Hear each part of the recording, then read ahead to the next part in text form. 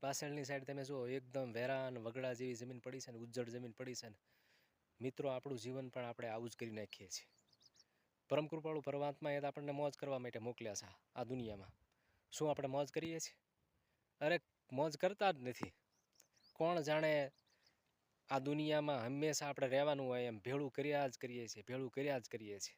નથી સારું આપણે ખાતા, નથી સારું ઓઢતા, નથી સરસ મજાના મકાન બનાવતા, પંખા વગરની સાયકલ લઈને આટા મારીએ છીએ. તો એ પૈસો શું કામનો? જે મિત્રો આપણો પૈસો આપણને ઉપયોગમાં ન આવે તો એ પૈસો શું કામનો? એક ભિખારી મરી ગયો ને તો એના ખાતામાંથી 1 કરોડ રૂપિયા નીકળ્યા, પણ મરી ગયા પછી 1 કરોડ રૂપિયા નીકળ્યા તો એની માટે કોઈ કામના જ નથી. એમ આપણું જીવન પણ એવું જ છે. આ પૃથ્વીરૂપી સ્ટેજમાં આપણને એક નાટક આપવામાં આવ્યું છે, અને એ નાટકમાં આપણને એક પાત્ર આપવામાં આવ્યું છે, અને એ પાત્ર આપણને સારું એવું ભજવવાનું છે. જો આપણે સારું એવું પાત્ર ભજવશું તો ભગવાન આપણને ફરી વખત કદાચ તક આપે, ફરી વખત બીજું પાત્ર આપે.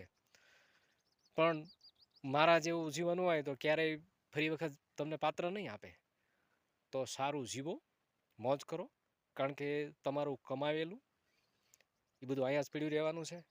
આપણે મરી જવાના છીએ એ પાક્કું છે, અને મરી ગયા પછી આપણે જઈએ ને, આપણને લઈ જાય, કાઢી જાય, ત્યારે કપડાએ કાઢી લે છે, કાંઈ નથી રહેવા દેતા મિત્રો.